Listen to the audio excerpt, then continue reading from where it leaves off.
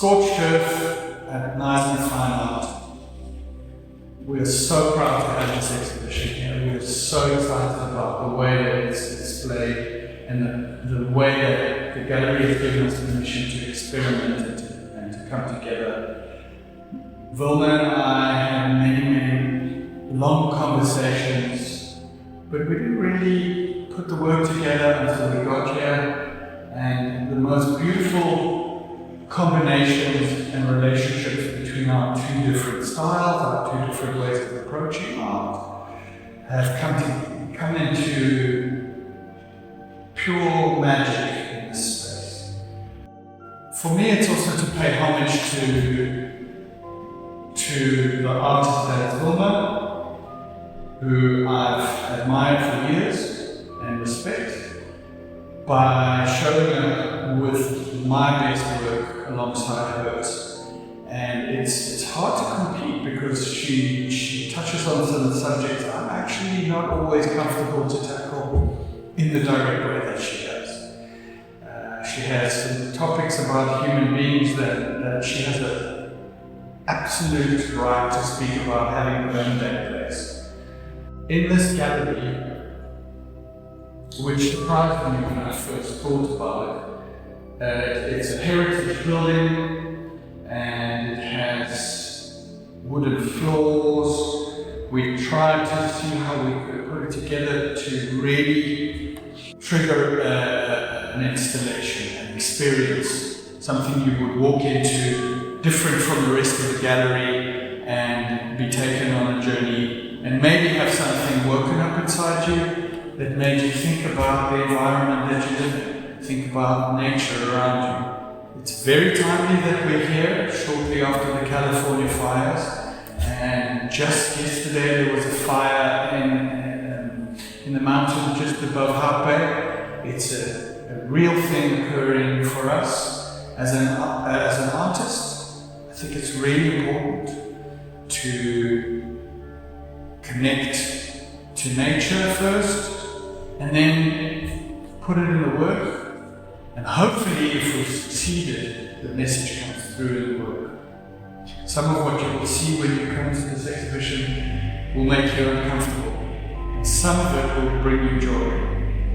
The rose quartz works are filled with light, even though they come from a place that has been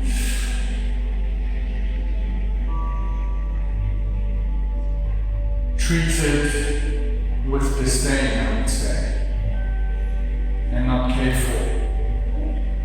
The stone itself is honored and given light. What stands behind me is clay from the very ground where my studio is, and these horns are coming from the farms just on the other side of the mountains. They're not very big. They're ceramic. And this sculpture called Whisper Fleister is saying exactly that. Listen closely, there's a message to be heard. And it's speaking to the work by Wilma, who is saying, I'm not really able to do anything about it, I'm part of what's been hurt. I'm part of what's been damaged, and I'm only able to hear you. So that you'll find is the theme to this work, is what can we hear and what can come up for us that's important. I think the show around me speaks to technical abilities and the relationship between materiality. We have stone, clay, paper, bronze, and all of those mediums are intertwined in this exhibition. We're speaking about elements, the elements of nature that we struggle with as artists to control, to hone our abilities with. But at the same time, those elements are precious, and those elements are limited in how we might collect them, how we might treat them, And so this entire exhibition is about honoring those elements, about honoring those materials, treating them as precious materials. In my practice, I'm looking at how what we treat as waste and discard in our daily lives, not necessarily obvious rubbish or obvious trash, as the Americans like to call it, but the materials we might take for granted on a daily basis.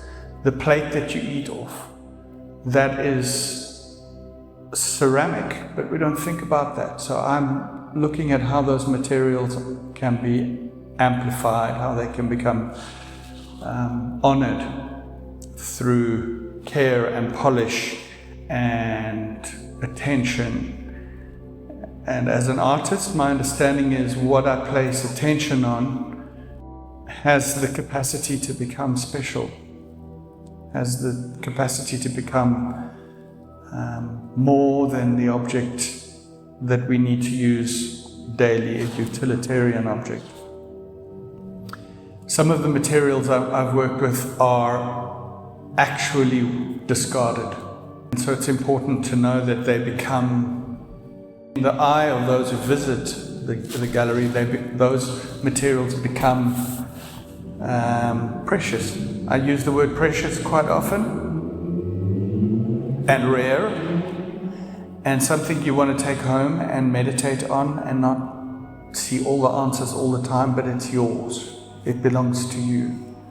And it has a connection to me, and then in turn it has a connection to nature, and it has a connection to the earth we live on. And that's a very important aspect to me.